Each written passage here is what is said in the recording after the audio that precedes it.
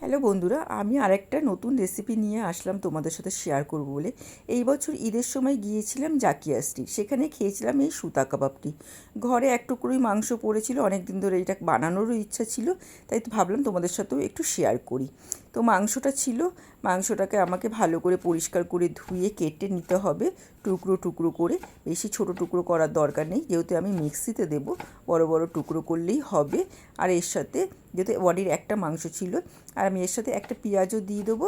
পেঁয়াজটাকেও একদম কুচি কুচি করেই কাটতে হবে। আমার হাতটা ব্যথা বলে একটু সাইজটা বড় বড় হয়ে যাচ্ছে, কিন্তু আরও ঝিরিঝিরি করে কাটলে ভালো হবে। সমস্ত পেঁয়াজ কেটে নিলাম, তারপরে কেটে নেব কাঁচা লঙ্কা পরিমাণ মতন। চিলি ফ্লেক্স দিলে ভালো হয়, আমার কাছে চিলি ফ্লেক্স ছিল না, তাই আমি পুরোটাই কাঁচা লঙ্কাতেই করলাম। আর দেখো, ওরা তো আমাদের বলবে না ওদের রেসিপিটা, আমার মুখের স্বাদ অনুযায়ী যেইটুকুনি আমি বুঝতে পেরেছি সেইটুকুনি আমি তোমাদের সাথে শেয়ার করছি। তারপরে সমস্ত কিছু মিক্সির মধ্যে দিয়ে দেবো, আর দেবো রসুন গোলমরিচ দিয়ে ভালো করে একটা মিহি পেস্ট বানিয়ে নেবো। মিহি পেস্ট হয়ে গেলে ওটা বাটির মধ্যে নিয়ে নেব। ওর মধ্যে দিয়ে দেবো কিছু মশলার গুঁড়ো, যেটা আমি ভেজে আগে থেকেই করে রাখি। জিরে ধনে মৌরি গরম মশলা সমস্ত কিছু দিয়ে এটা একটা গুঁড়ো মশলা, স্বাদ মতো নুন দিয়ে দেবো, বেশ পরিমাণে কিছুটা বাটার দিয়ে এটাকে মাখবো। আমি চামচের সাহায্যে মাখার চেষ্টা করলাম, কিন্তু আমার হলো না।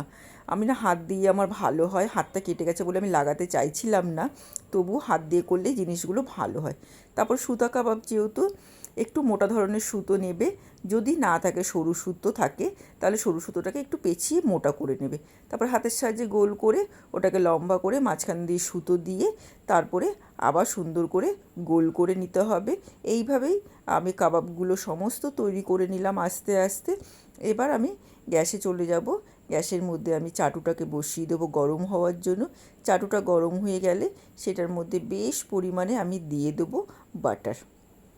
বাটার দিয়ে পুরো চাটুটার মধ্যে ভালো করে মিশিয়ে নেবো, যাতে পুরো চাটুটার সমস্ত অংশে বাটারটা লেগে যায়। এবার বাটারটা দেখো মেল্ট হতে শুরু হয়ে গেছে, তার মানে এটা গরম হয়ে গেছে চাটুটা। তারপরে আমি সমস্ত কাবাবগুলো এক এক করে হাতে করতে করে তুলেই আমি ওখানে চাটুর মধ্যে দিয়ে দেবো, আর আঁচটাকে পুরো ধিমে করে দেবো।